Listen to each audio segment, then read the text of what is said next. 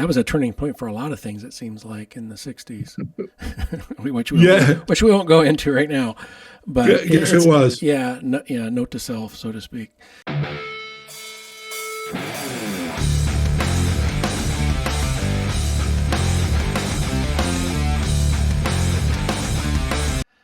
Okay, Mr. Wiseman, we have Bruce Wiseman with us today on a fourth in a series about psychiatric matters that the CCHR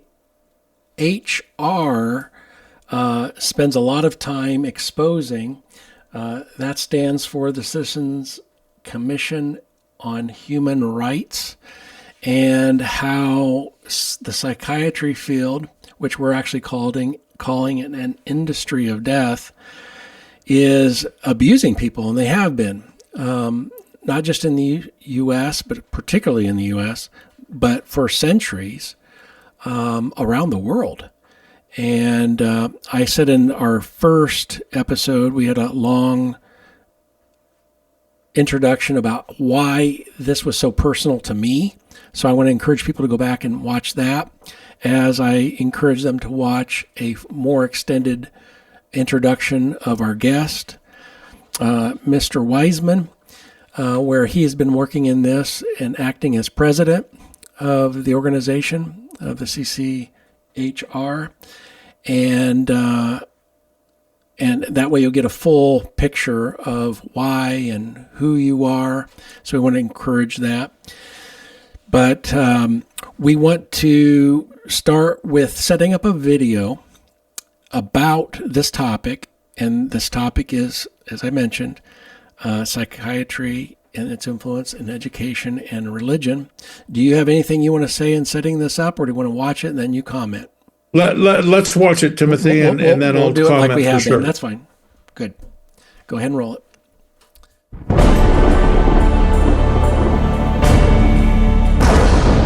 Psychiatry should actually go into government, that politicians should listen to psychiatrists. Psychiatrists should be in every parliament and should direct and monitor political activities.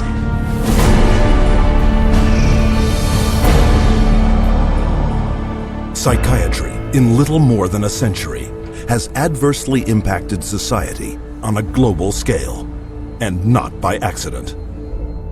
People aren't aware that in 1940, a prominent British psychiatrist, Colonel J.R. Rees, addressed the National Council on Mental Hygiene and set the agenda for psychiatry for the next 60 years. Since then, psychiatrists have been given authority in nearly every sector of our society, with tragic results. We must aim to make it permeate every educational activity in our national life. Public life, politics, and industry should all of them be within our sphere of influence. We have made a useful attack upon a number of professions. The two easiest of them, naturally, are the teaching profession and the church. The most difficult are law and medicine. Rees's colleague, psychiatrist G. Brock Chisholm, co-founder of the World Federation for Mental Health, later expanded upon psychiatry's plans. To achieve world government, it is necessary to remove from the minds of men their individualism, loyalty to family traditions, national patriotism, and religious dogmas. To implement their plan, American psychiatrists convinced the U.S. Congress that mental illness was a national threat that only they, with vast increases in funding, could solve, and thus began massive U.S. government expenditures for psychiatric research, which have climbed from $1 million a year in 1946 to $1.5 billion today, an increase of more than 150,000%. As psychiatric influence spread across America, it also spread throughout the world. Behind crisis after world crisis, you'll often find the handiwork of psychiatry. Example, Serbian psychiatrist Jovan Raskovic, who demanded the ethnic cleansing of Croats and Muslims because of his firm belief in their racial inferiority. The result, Bosnia in the 1990s, where Raskovic's colleague, psychiatrist Radovan Karadzic, and Prime Minister Slobodan Milosevic established Balkan concentration camps, where the mass torture, rape, and murder of the innocent happened once more. One military psychiatrist explained how it was done. C'est très difficile tuer millions de personnes. C'est très difficile, techniquement difficile. Les Allemands étaient bons techniciens et ils pouvaient seulement 6 millions de Juifs exterminés. Ils massacrent, par exemple, 100 ou 200 de personnes, ou violent 100 femmes et 100 jeunes filles, pour que les autres sont effrayés et échappent. Alors vous avez le terrain pur. With century-old Pavlovian conditioning, coupled with modern-day mind manipulation techniques and drugs, psychiatrists and psychologists can turn average men, and even children, into mass murderers. You could train them to use firearms indiscriminately. You could train them to shoot people with very little feeling or thought. You could train them to use abusive and brutalizing procedures in order to obtain information with no hesitancy, with no concern. Key terrorist acts have been influenced in this way. In the wake of 9/11, Osama bin Laden was characterized as the mastermind behind the attacks. But an acknowledged brain trust and commander of Al-Qaeda is Ayman al-Zawahiri, educated in psychology and pharmacology at the University of Cairo, and the author of the Al-Qaeda training manual on the use of coercive psychiatry. And orchestrating the terrorist bombings in Madrid, Abu Hafiza, another Al-Qaeda operative, relying on those same techniques to manipulate the minds of men. You can implant memories. Memories are potent sources of motivated behavior. If you implant enough memories of specific kinds, you can shape and change the nature of human thinking and feelings. And it was thought to be a kind of ultimate weapon, because what greater weapon could there be than control of the human mind? You can control minds, and you can move people around, particularly when you control their lives. It's easier to control their minds. When we look at psychiatry and psychology, social control is the primary agenda. And that agenda manifests in another way throughout the world right now, with mental health screening campaigns fed to the public under such innocuous-sounding names as Teen Screen. The national government is actually encouraging it and wanting to test every single kid in our public school system. All children are put under this kind of a test for psychiatric evaluation, a 10-minute test that tells them absolutely nothing. I predict that upwards of 90% of all the people screened will be diagnosed as having a psychiatric disorder, which means that we'll have an entire generation that will be a perfect profit center. The man behind the Teen Screen program, psychiatrist David Schaffer, consultant to the U.S. Department of Defense. They're not just screening children to have complete control of the 52 million children in school. They're screening now, and they will screen their parents, and they will screen all adults in America. The idea of mass screening for mental illness in the American population, run by a government initiative, is one of the scariest ideas I ever heard of. Psychiatry is politics, has always been politics. It is politics pure and simple, because psychiatry was always the application of force against people who don't want to be forced. It's a sad thing, and parents better wake up. Society better wake up, because we're in serious trouble if they don't. In the 1940s, psychiatrists announced their intention to infiltrate all sectors of society. This is now a reality. We don't have an epidemic of mental illness. We have an epidemic of psychiatry, and it's harming and killing in the name of mental health. Something can and must be done about it.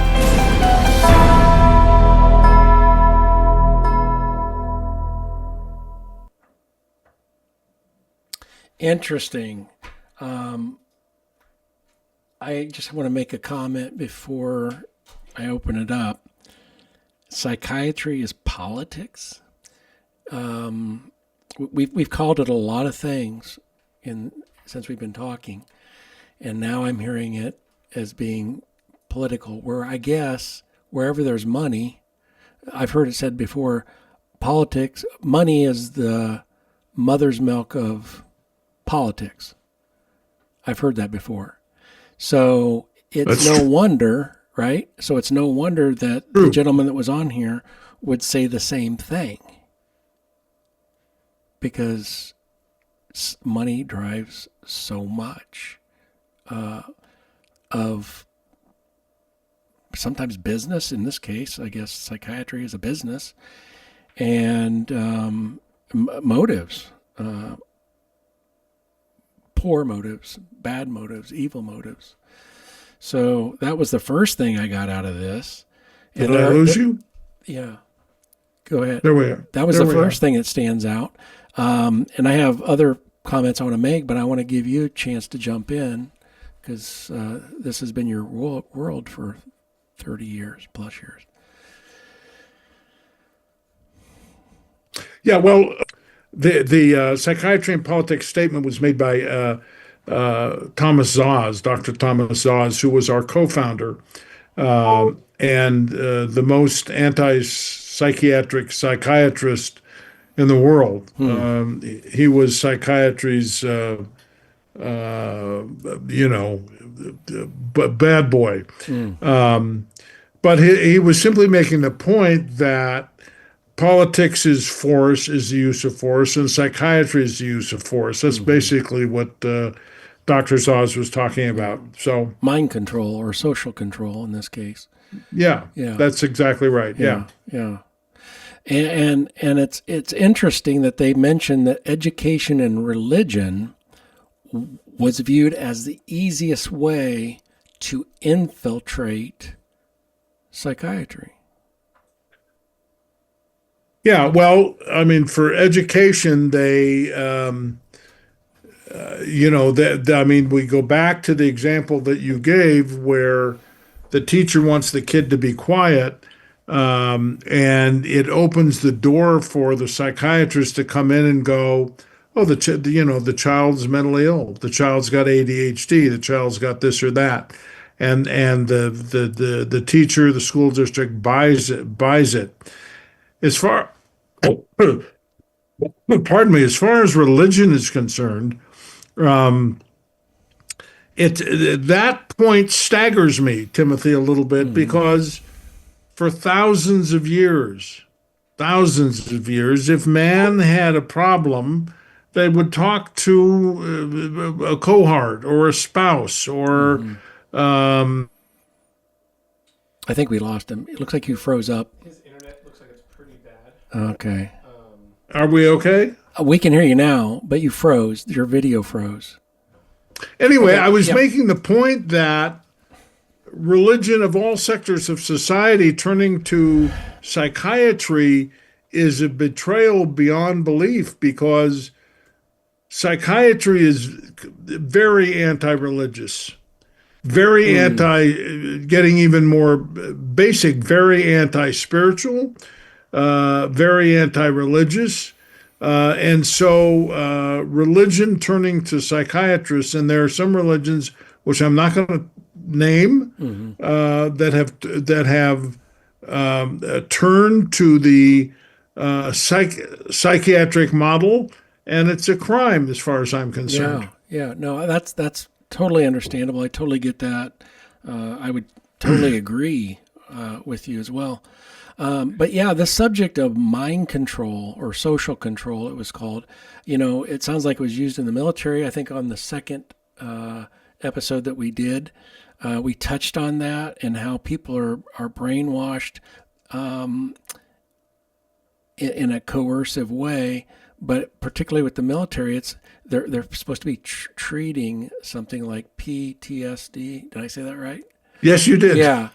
So it's an auspice of helping them, but it's hurting them and it's rendering them suicidal and homeless. It's just terrible. So please watch that one.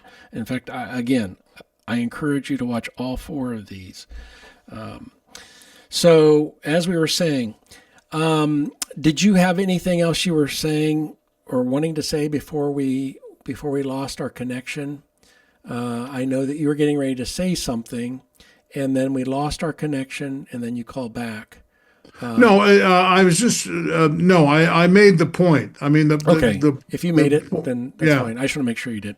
Okay, so here's a question: how did psychiatry gain entry into schools and churches?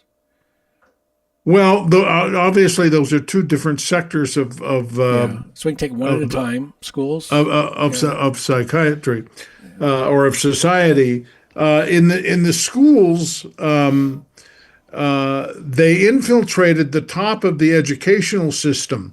I remember, Timothy, being at San Jose State, which is one of the foremost teacher colleges in the country at the time. I don't know if they still are. But my wife at that time was studying to be a teacher, and I remember her getting some new information from up her lines that there's a new development in treating kids, and it was the introduction of ADHD. It wasn't labeled ADHD at the time. It was minimal brain disorder or something like that. But they just started forcing it down the education lines from the top. And today, to be a teacher, you can't train to be a teacher today without learning about, quote, so-called childhood mental illnesses and when they need drugs and so forth. And it's a crime, but the infiltration was at the top of the education department. So the fact that the education department's being eliminated couldn't be better, in my opinion. I was giving a press conference in the House of Representatives some years ago, and explaining about psychiatry and the drugs and so forth and so on. And in come a couple of people from the U.S. Department of Education and did everything they could to disrupt what I was saying. So there were elements in the U.S. Department of Education that sought to control children and push the use of drugs. So as far as education, it started at the top. So when you say start at the top, you're referring to the college level, or let's say those that are working toward a PhD in something. Actually, no. I mean, what I was referring to was the U.S. Department of Education mandating policies into the state educational systems. Got it. Not curriculum so much as government mandating certain things to be taught. Yeah. Okay. That's right. Gotcha. Educating teachers on what ADHD is, and to watch out for kids that are butting into line or interrupting the teacher, and refer them to the school psychologist. When I say it came from the top, it came from the U.S. Department of Education. Got it. And when approximately did that happen? Do you know offhand? Either year or...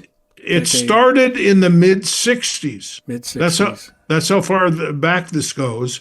ADHD was voted into the Diagnostic and Statistical Manual it was either 89 or 90.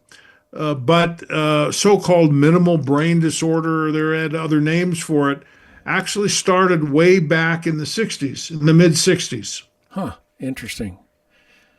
That was a turning point for a lot of things, it seems like, in the 60s, which we won't go into right now.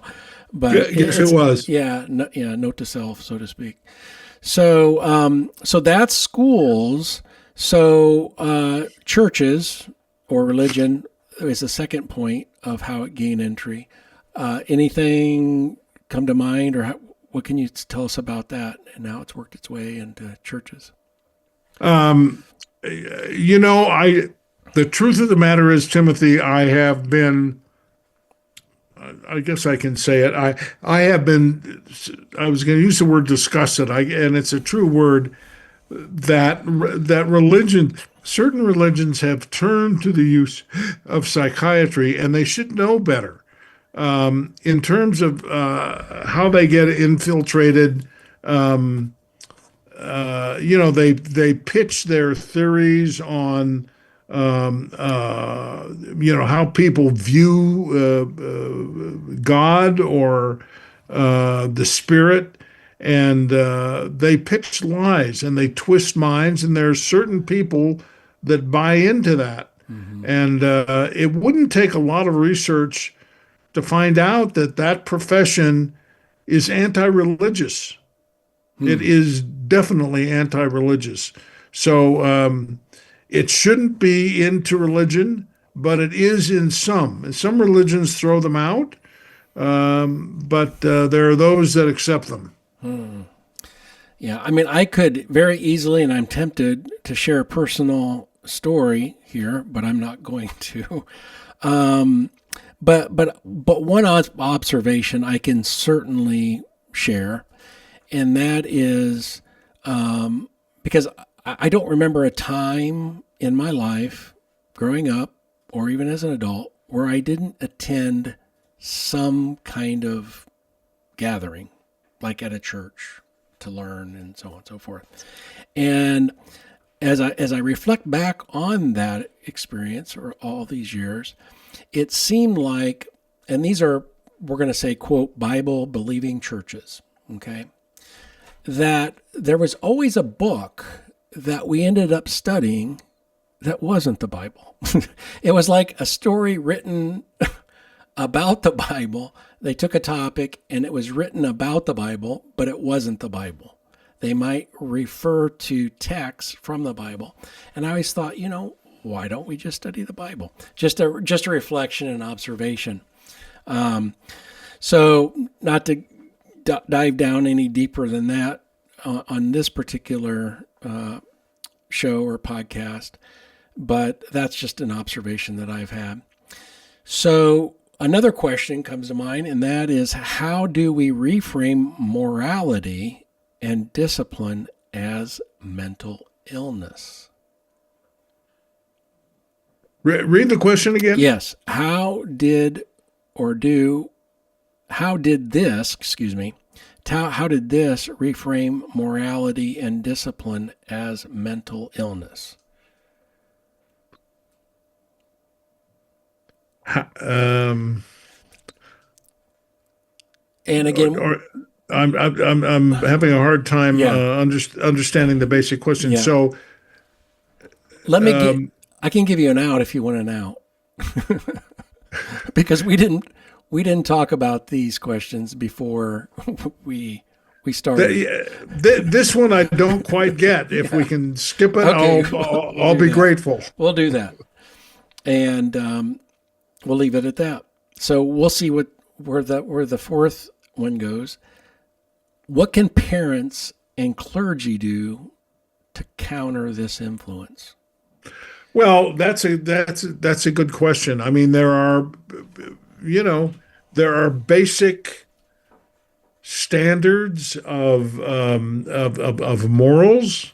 I mean, we're talking here, Timothy, about the raising of children, the structuring of our future, and that is a matter of understanding what we're talking about. That young minds are impressionable, that they should be focused on things that are productive and caring and loving. These are all, those adjectives are all things that psychiatrists don't like. And to focus a child's production on things that help himself and his family and his community survive better. Psychiatry does the opposite. It is destructive of minds, of people, and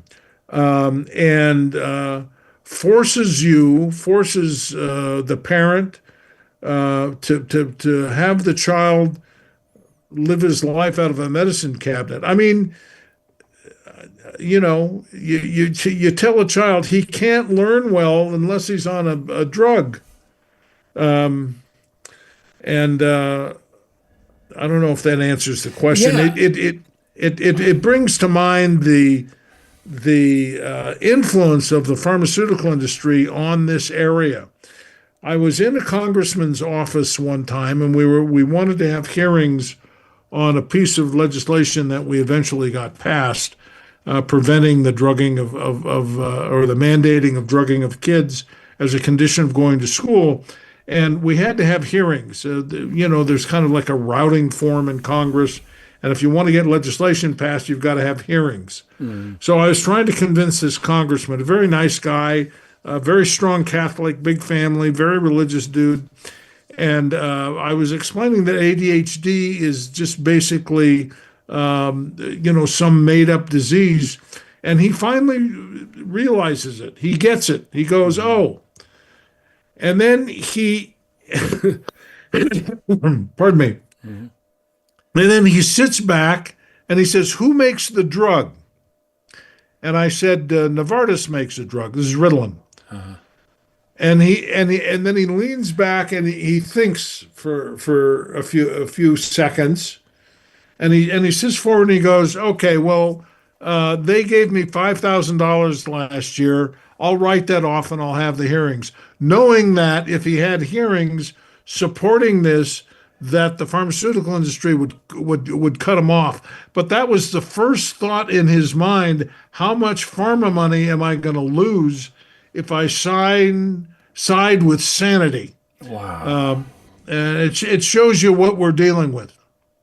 Comes back to money again. I mean, everything points in that direction. But Yeah. you wouldn't think it would be like that in a area of the church or religion, because their whole business model, we'll call it that for the sake of discussion, is to help people spiritually or emotionally, lovingly, like we were talking, which is what psychiatry doesn't like to talk about. They don't like talking about love and all these things that are edifying, words that are edifying to the individual. Yet it still appears to happen. And I have been around circles where they talk about Christian psychology, and and it's all about making them a better person. And on the surface, it sounds harmless. It really does. But then they also talk about, in the same breath, we also need to take a very broad view of this, because there might be a chemical imbalance, and we need to know if that's affecting the behavior. Have you heard that one? Yeah, of course. And as I mentioned a little bit earlier in one of the broadcasts, that theory that mental illness is a result of a chemical imbalance, which psychiatry and the pharmaceutical industry ran on the American public, actually the international public, for 20 or 30 years, was just debunked here a couple of years ago and thrown out. But it became very prevalent. Oh, it could be a chemical imbalance. And as we saw in one of the clips there's no such thing. I don't mean that the brain chemicals might or might not go out of balance, but there's nothing that shows that that's got anything to do with mental illness. Mm-hmm.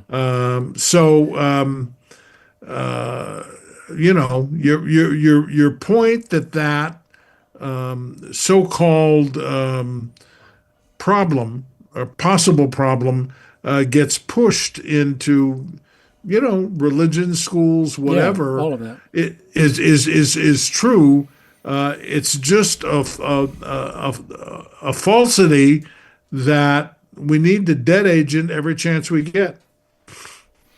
Yeah, and I'll bring it up again. You brought it up too. I brought it up earlier, and then you brought it up. This C.S. Lewis play, which actually, again, was originally a novel, a book about the existence of Satan. I'll show it again because this is the first time. But the point of bringing this up again is how subtle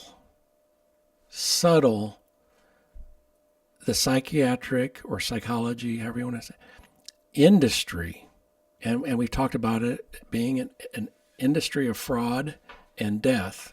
Again, I'll show this one. There it is. Is that showing up? I think it's showing up. Has infiltrated the educational system and religion.